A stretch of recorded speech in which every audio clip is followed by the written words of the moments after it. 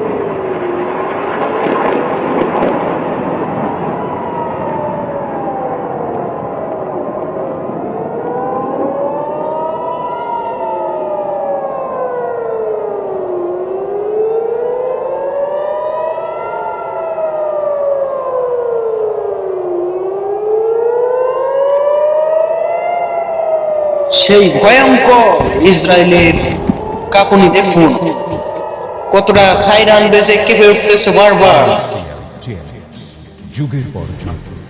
অবশেষে তাদের ধ্বংস অনিবার্য, কারণ তারা নিজেদের পায়ে নিজেরাই কামড় দিয়েছে। এর ফল অনেক ভয়ঙ্কর হবে।